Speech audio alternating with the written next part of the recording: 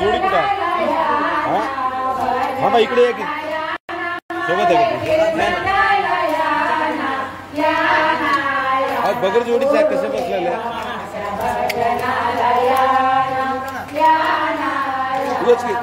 नंतर घ्या ना थांबा नंतर घ्या की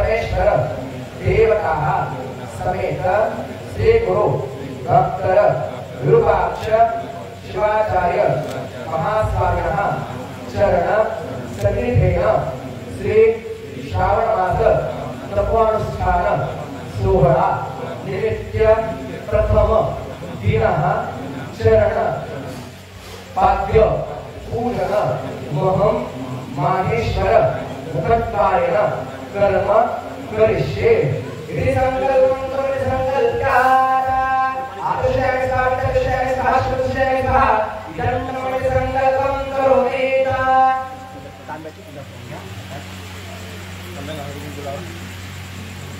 ओम तहावे तत्कर्मणि विघ्नप्रसादितारः उत्तरोत्तरायच्छतं श्रीमन्महागणपति पूजां करोमि सर्वशुद्धं सर्वशुद्धं आत्मशुद्धं कलशपूजां करिष्ये कलशवस्तव्यासय ओम कलशस्मकेरुता कंठे विष्णुसमाशिवः पूरे तत्ब्रह्मा भद्रिका ध्रुवस्मृता कक्षोदरा सर्वे सप्तकेवा पुंसारकमेतो जगवेरस्सामगेतो अथर्वणायके तदेता सर्वे कलशां भूस्माशिवः गायत्रि देव सावित्री शब्दे पुष्पे करितायां नमो शब्दर्तं दुर्लक्षकारः गङ्गे देवो देव भोगावली सरस्वती नर्मदे सिन्धुकावे जलस्मरणसंजयं करोमा कलशे श्रावणे पवित्रे वर्षत्रजनौखे विद्ये शिवमन्त्रदत्रे सोमरोचनारो अन्नप्राशयो विजयके शुक्राजता भजा अष्टदाये संपूजा देवके पूजन करे देवम्मा आत्मनंद संप्रोक्ष नमस्कारं करोमि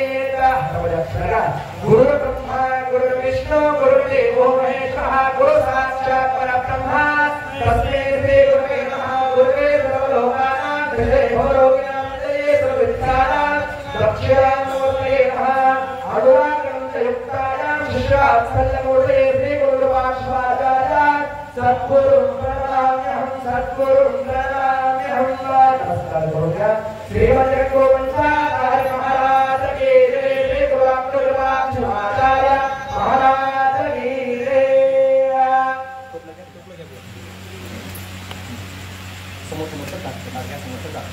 दावात खाली लावा पायाच्या खाली दावात लावा पायाच्या ओम सत्पुराणं प्रवक्ष्यामि सत्तोजाताय वे नमो नमः भवे भवे नाति भवे भवस्वनां भवत्फलाय नमः ओम वामदेवाय नमो ज्येष्ठाय नमः श्रेष्ठाय नमो रुद्राय नमः कालाय नमः कलविकरणाय नमो बलविकरणाय नमो बलाय नमो बलप्रमथनाय नमः सर्वभूतदमनाय नमो मनमनाय नमः ओम भूरेभ्यो भूरेभ्यो भूरभूरधरेभ्यः सर्वेभ्यो सर्वसर्वेभ्यो नमस्ते अस्तु सर्वेभ्यः ओम तत्पुरुषाय विद्महे महादेवाय धीमहि तन्नो रुद्रः प्रचोदयात् ईशान सर्वविद्यानां ईश्वरेश्वर भूतानां ब्रह्मादिव ब्रह्मा ब्रह्मा शिवोऽस्तु सदा शिवो श्री गुरुदेवो नमः पंचब्रह्मदेव सूर्येण स्थापयामि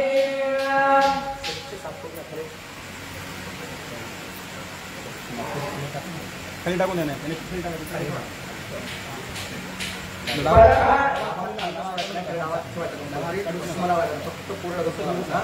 परमानंद भोलाप्रो निर्मोदे भगवान स्नान करवाया कृष्ण श्री कृष्ण परब्रह्म सुरत्नाम समर्पयामि देवं भागं जगामहे संध्यं शिवदं निर्माणं श्रेयो गोचे श्री कृष्ण परब्रह्म फुल वा मेला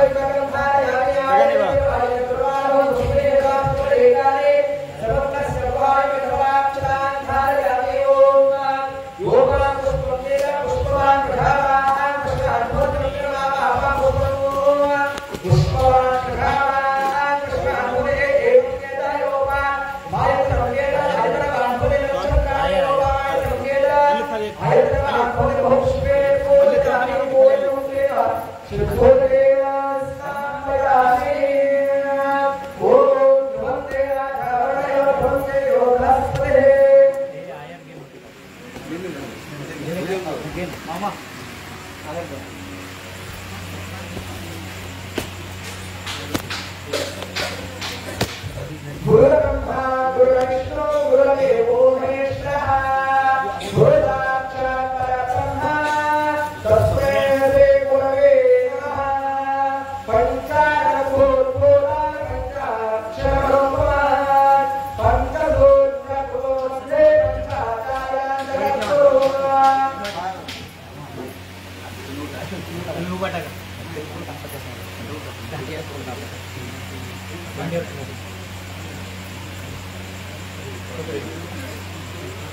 आशीर्वाद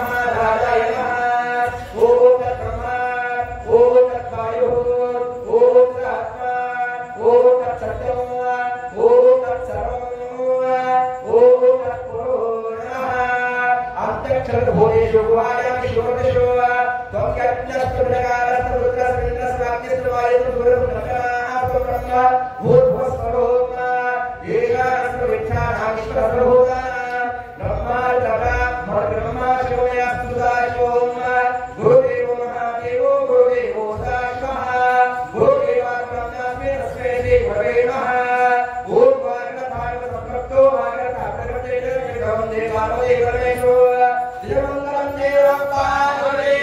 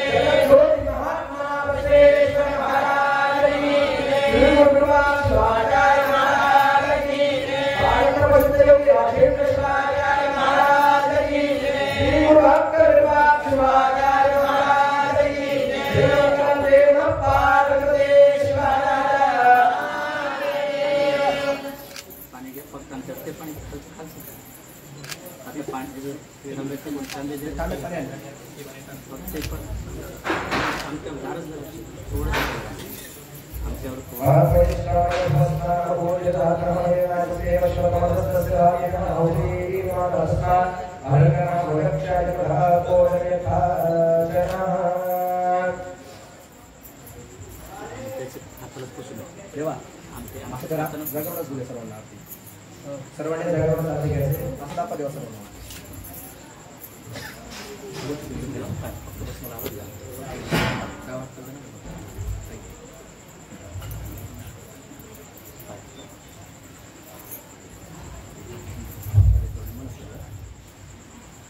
फक्त यजमानाने तेवढं म्हणायचं तुम्ही सगळ्यांना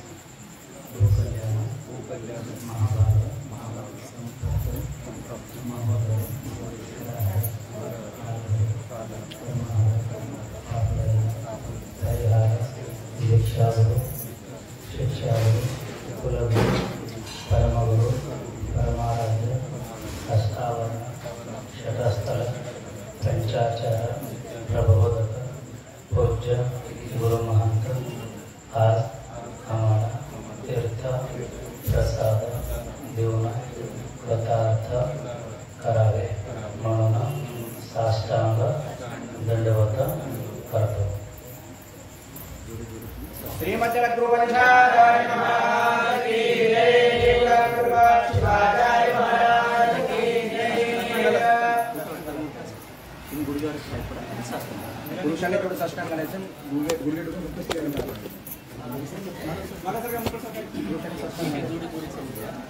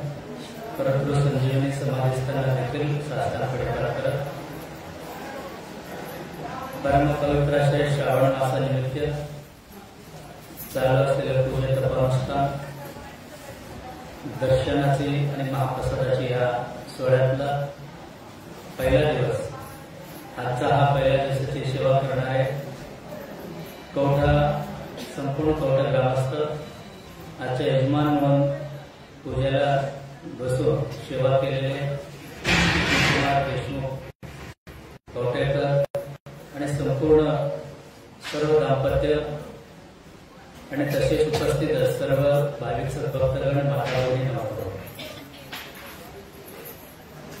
परमपवित्र असे श्रावण मास प्रतिवर्षी येणारा सोहळा श्रावण मासाचे निमित्त साधून संबंध देशभरामध्ये सर्व संत महात्मे सद्भक्तांनी आपल्या आपल्या परीने महादेवाचा भक्ती करत असतात। त्या अनुषंगाने गणाच्या संस्थान मठाच्या गादीवर बसलेपासून आजपर्यंत प्रत्येक वर्षाचे श्रावण मासाचं पूजा तपोनुष्ठान सोहळा अव्याहतपणे आजपर्यंत चालू झाले आहे। त्या अनुषंगाने यावर्षी मात्र पूजा तपोनुष्ठान करत असताना थोडाफार बदल सुद्धा झालेले आहे। अनेक लोकांना मुखेडचे महाराजांचे अनुष्ठान म्हटलं, संगीतमय महापूजा, वैभवपूर्ण महापूजा, जवळजवळ 5 ते 6 तासाची पूजा, ते झाल्यानंतर दर्शन असे खूप मोठे स्वरूप पाहायला भेटत होतं। परंतु ह्या वर्षी मात्र त्याच्यामध्ये बदल करू संक्षिप्त स्वरूपामध्ये खिचडी पूजा होत असून पाचव्या पूजेला थोडाफार महत्व दिलेले आहे। कारण एवढंच आहे, आपलं श्रीमठामध्ये चालू असलेला सोहळा असल्या कारणानं गुरुमौलीचे पाद्य पूजा आणि मूळ कर्तृ संजीवनी समाधी संस्था जे काही आपले हा मठाचे मूळ कर्तृपुरुष आहे त्यांचं श्रावण महिन्याच्या निमित्तानं अखंड रुद्र झाला पाहिजे, सर्व पूर्व गुरुमौलीचं पूजापाठ झाला पाहिजे आणि त्याचबरोबर विद्यमान गुरुमौलीचे देखील फक्त पाद्य पूजेचं झाला पाहिजे अशी एक थोडाफार संकल्पना वेगळा केल्यानंतर आज पाहता पहिल्या दिवस सुरुवात झाला।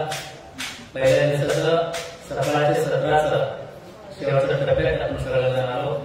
खरं म्हणजे आपला हा प्रवचन असं कुठेही नोंद नाही, पण वेळावेळाप्रमाणे जे कोणी येणारे प्रवचनकार कीर्तनकार आले तर त्या लोकांना आपण संधी देऊ म्हणून आज पहिला दिवस आहे। तुम्हाला सगळ्यांना दर्शन तीर्थ प्रसाद दर्शनाच्या बरोबर थोडाफार 5-10 मिनिटं प्रवचन स्वरूपामध्ये काही मार्गदर्शन करता येईल म्हणून पहिल्या दिवशी नाही घेतलं। कारण म्हणजे आपल्याला ऐकून ऐकून ऐकून अनेक लोक बाहेर झाले, ऐकून ऐकून ऐकून बदल घडले का? बदल काहीच नाही। आजही सुद्धा आपल्याला सांगावं लागतं की पाय कसा पडायचा। आजही आपल्याला प्रश्न पडतो, पाय पडत असताना उजवी पाय गुरुमौलीच्या पायावर ठेवायचा का गुरुमौलीच्या पायावर डावा हात ठेवायचा का उजवा हात ठेवायचा? ते फार तुमच्यामध्ये संभ्रमात असतो तुम्ही। काही लोक तर आता फक्त पायावर हात लावून जातात, मग काही लोकांना वाटतं कपडा लावायचा प्रयत्न करतात, पण काही कपडा लावत नाही का ते मानच वापरत नाही।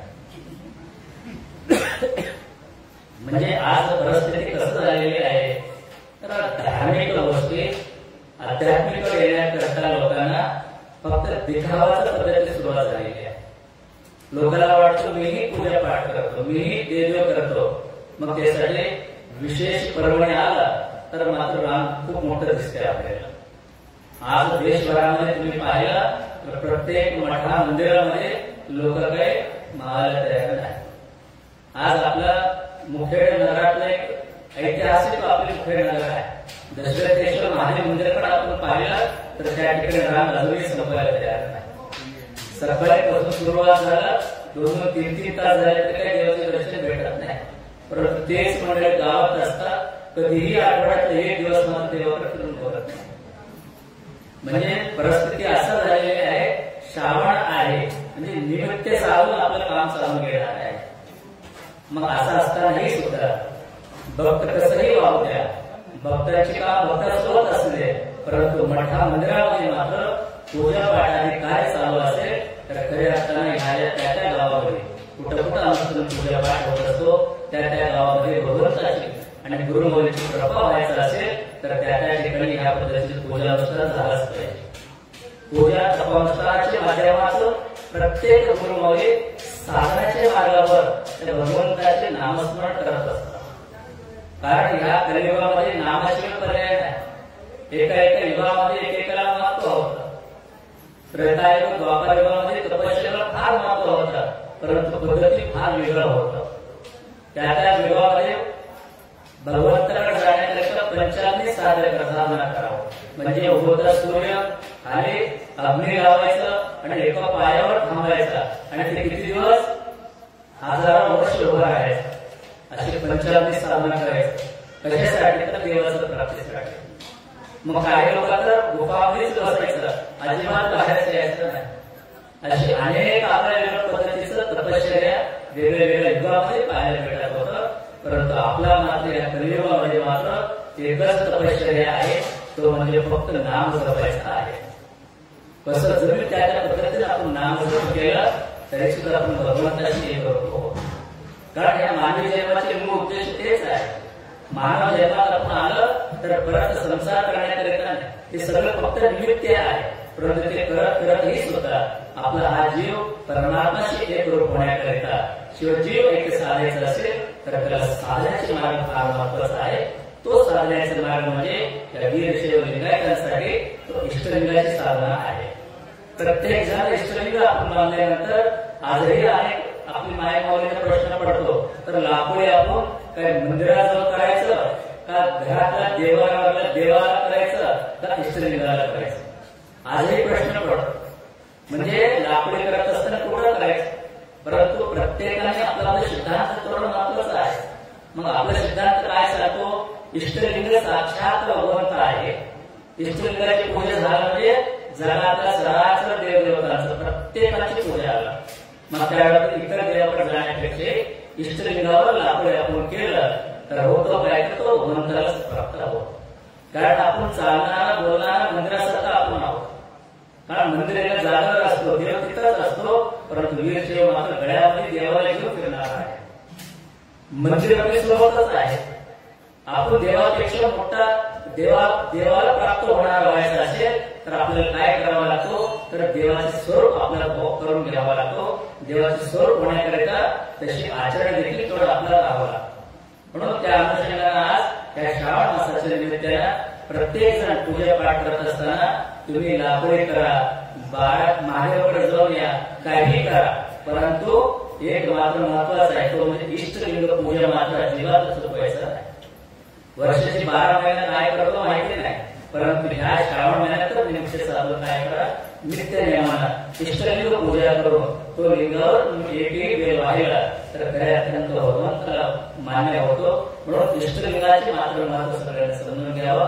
त्या पद्धतीने नित्य नियमाने इष्टलिंगाची पूजा करणं म्हणजे साक्षात देवाची पूजा करणं एवढा पुण्य प्राप्ती होतो. म्हणून सर्वजण इष्टलिंगाची पूजा सातत्याने अव्याहतपणे आयुष्यभर केला पाहिजे, तरच तो खऱ्या अर्थानं आपण धर्माचरण आहोत. म्हणून इतर ठिकाणी नाव पाहता जीवनामध्ये काय कमी काय या सरळ चालणाऱ्या गोष्ट आहे. शेवटी माणूस म्हणून जन्माला आला तर जन्मल्या दिवशी मृत्यूचं तारीख सुद्धा घेऊन आलेली आहे. कोणी इथं शेवटपर्यंत राहणार नाही. तुमचा जन्म झाला त्याच दिवसामध्ये काय झाले, त्याच दिवसामध्ये मृत्यूचे देखील तारीख ठरवलेली आहे. कितीही काही आला तर त्या वेळेमध्ये मात्र मृत्यू टाळल्याशिवाय राहणार नाही. तुम्ही पुढे जातो म्हणजे तर शक्य होणार नाही, मृत्यू टाळतो म्हणजे तर तेही होणार नाही, कारण तो ठरलेलाच असतो. म्हणून पहा सहज म्हणतो ना, काहीच नाही, सहज तब्येत बिघडलं आणि गेलं, कारण काहीच नाही. मग एका खूप मोठा प्रश्न पडला, तो दवाखान्यात ऍडमिट झाला, 6 महिने पडून असतो, परंतु जे काही लोक जात नाही, आम्ही म्हणतो लवकर जावं, ते जात नाही, कारण त्याचा अजून वेळ आलेला नसतो.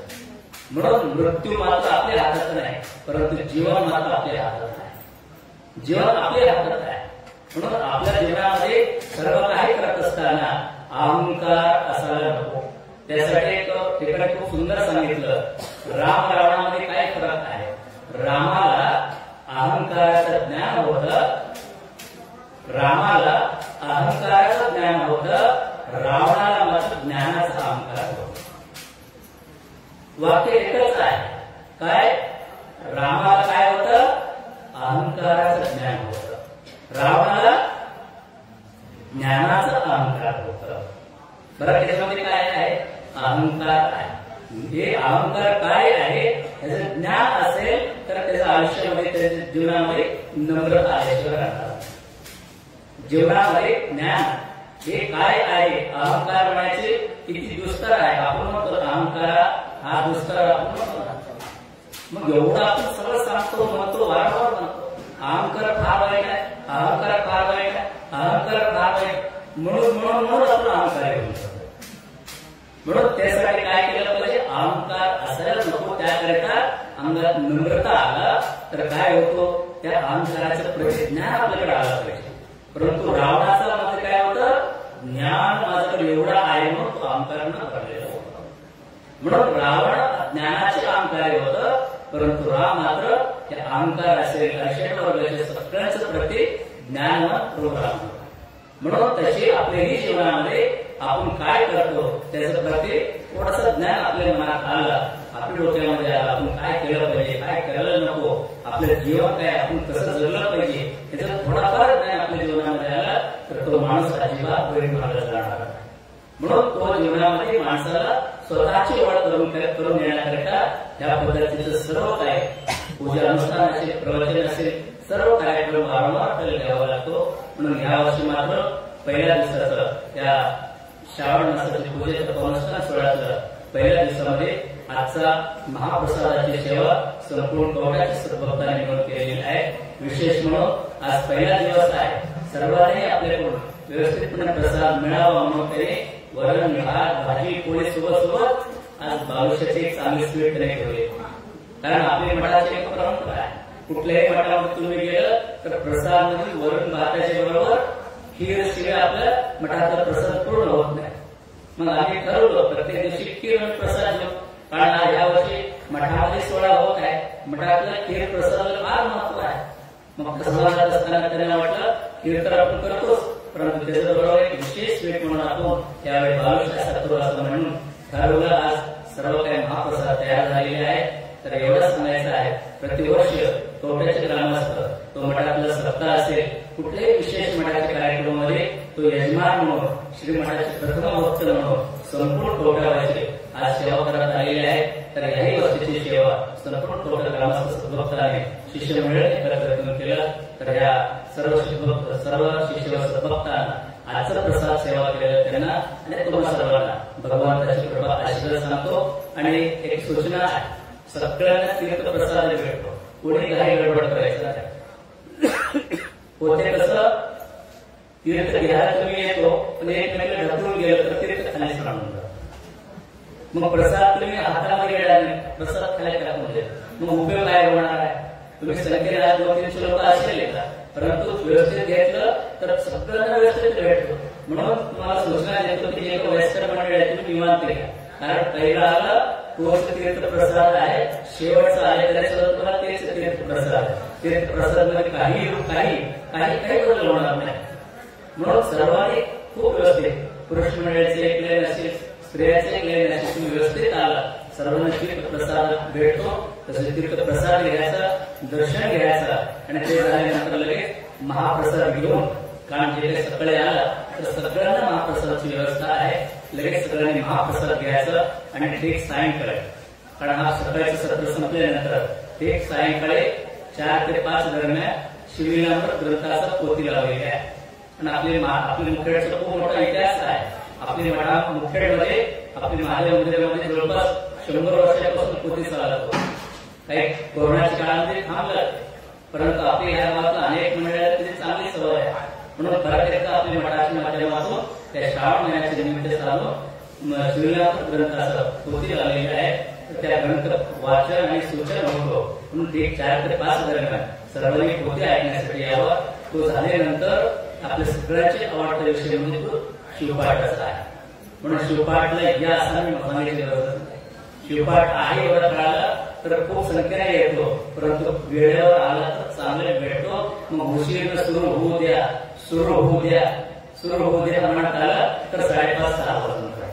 मग नंतर तुम्ही घरी करतो, तुम्हाला पावले करता येणार नाही आणि 4 आहून सुद्धा तुम्हाला म्हणता येणार नाही. म्हणून ठीक 5 वाजता सर्वात लिमखेड शहरातला असेल, जे काही कवठ्याचं सद्भक्त मंडळ असेल आणि जे काही येणारं मंडळ आहे, सर्वांनी ठीक 5 वाजता शिवपाठ मध्ये सर्वांनी सहभाग घ्यायचा. आणि शिवपाठ झाल्यानंतर 5 ते 6:30 करा, 7 वाजेपर्यंत करा, ते तुमच्या मनावर. शिवपाठ झाले की आपलं मूळ संजीवनी समाधीचा परत रात्रीचा आरती होतो. तो आरती झाल्यानंतर सर्वांनी दर्शन घ्या. म्हणजे आपलं सायंकाळचं फक्त शिवपाठणे पोथी एवढंच कार्यक्रम आहे. रात्री प्रवचन कीर्तन काही नाही. म्हणून सर्वांनी तिही सूचना घ्या आणि ती सकाळी उद्या मात्र जे काही आपलं बेळे आणि चुरळीचे सदभक्त मंडळी आहेत त्यांनी ठीक लवकर 7 वाजता त्यांनी यावं आणि गावातही मंडळी तुम्ही आला तर अभिषेकाला या, नाही तर 8:30 दरम्यान आलं तर आपलं पूजा झाल्यानंतर त्याच ठिकाणी सर्वांना तीर्थप्रसाद भेटला. म्हणून कोणी काही गडबड न करता कोण होणार आहे 21 दिवसाचे कार्यक्रमाचे लाभ सर्वांनी व्यवस्थितपणे शिस्तीने हा कार्यक्रम माझा घरचे कार्यक्रम आहे असं समजतो.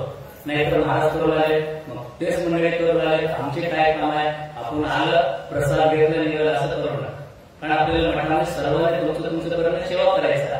म्हणून तुम्हाला कसं जमेल त्याचं तसं या पुढे 21 दिवस तुम्ही इथं मठात आला काही वाटलं तर कुणाला आपली काही ज्येष्ठ मंडळी थांबले असतील, काही मुलं आहे आपलं त्यांना विचारायचं काय काम करायचं आहे का, काय सेवा करायची का, तसं तुमचं पद्धतीने मठामध्ये 21 दिवस श्री मठामध्ये तळ मतदानातून सेवा करायचं. आणि त्याचबरोबर नित्य अन्नदानाचे देखील तिथे एक स्टॉल लावलेले आहे.